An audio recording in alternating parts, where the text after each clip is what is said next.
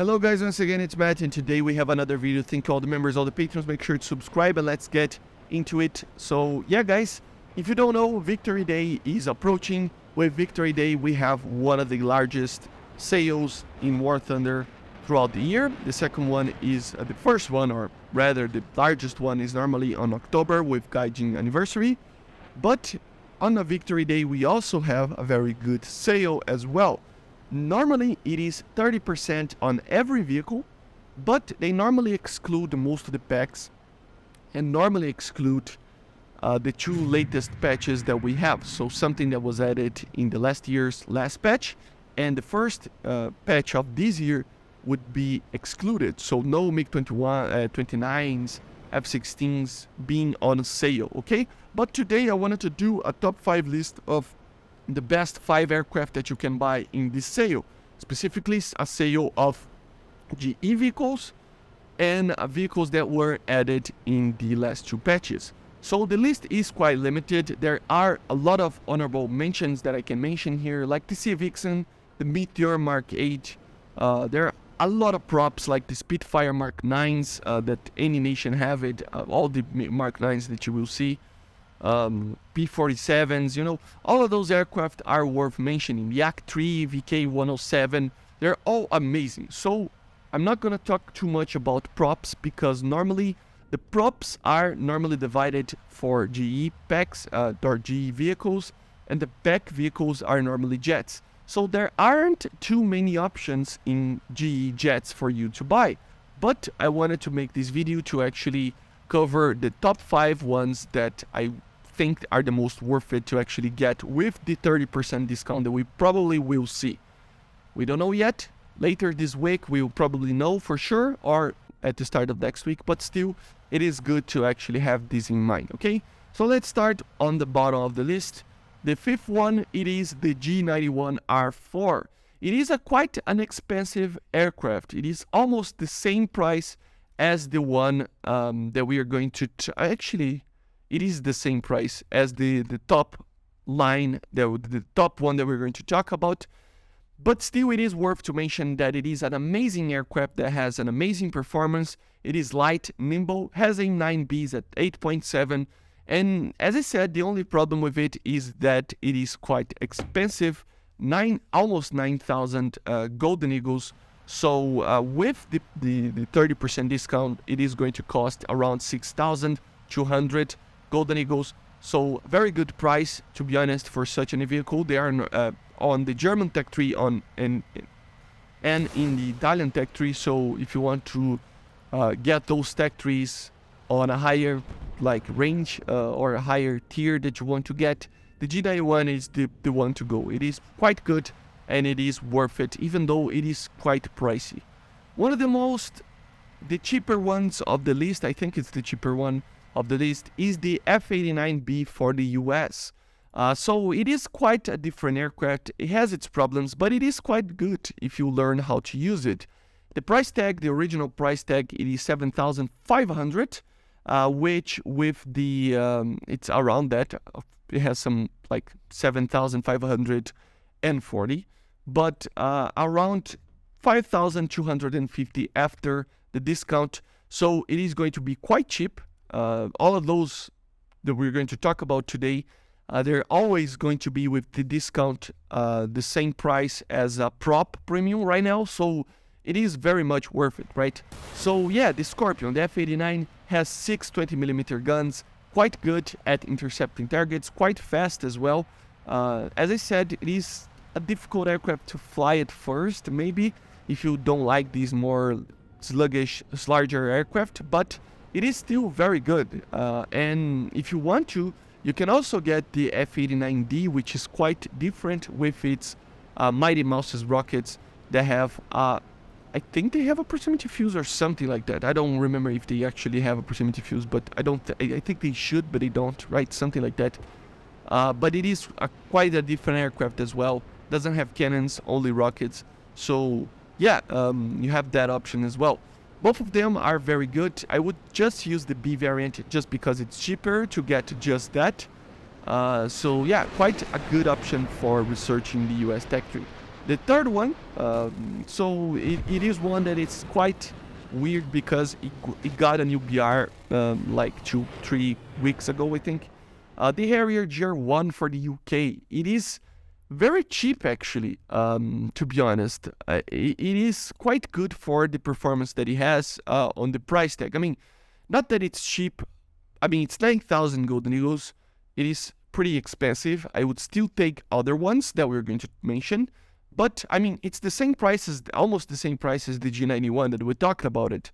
So, yeah, it is quite cheap if you actually think that you will receive a discount, and you will go to like around 6,363 golden eagles, which is almost the same price tag as the Spitfire Mark 9. So you will pay for a Spitfire Mark 9 getting a rank 6 Harrier GR1.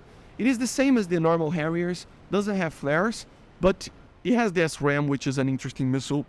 The performance is limited, you know, it's a Harrier, nothing too crazy, but it is pretty good if you know how to use it. I think it's like the force field missile, which me and my friends call it. It can be very deadly, but you need to know how to use it. It has just 1 kilometer basically of range, the SRAMs, right? So it is quite a good missile, but it has these problems of range, so you need to worry about that. It is quite good, but only if bought in the sale, in my opinion. Then we go for the last two, the best two, rather, two Soviet ones. You can take that as you want. I don't believe in any of those conspiracy theories, but still, the two last ones are the Soviet.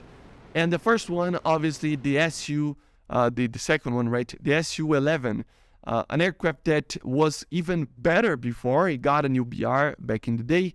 And with its new BR, I mean, it's facing more advanced stuff, but it's still amazing. With its price tag of 7,480, with the discount, it will be around 5,200, which is 800 golden eagles cheaper than the Yak-3 it is right now, right? So you're paying less with the discount of Victory Day. You're paying less than you would pay today with the for the Yak-3, but getting an Su-11. The main thing is that you can research even with its maximum efficiency, rank 6, and it is just amazing. The good part about the Su-11, and that I think it's worth to mention, is that it is using the 37 plus 223 millimeters. Why is that good? Because if you're going to start the Soviet Tech 3 with just flying that and use throughout the whole Premium 3, the whole Tech 3 until rank 6, you're going to have to get used to this type of cannon. Low ammunition, big cannons that the Soviets like. Of course, in the MiG-21s, 23s, they love the 23 millimeters, so you can have a similar kind of stuff there, similar kind of ammo, you know, ammunition, right?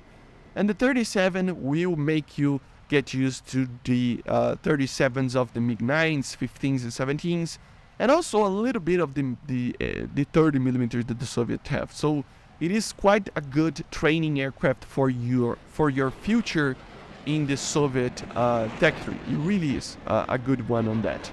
And the first one, the last one, whatever you want to call it, the best premium aircraft that you can buy for Golden Eagles, with the discount being the same price as the Harrier GR1, sorry, or rather almost the same price. It's even cheaper than that, but much rather being the same price as the G91, man.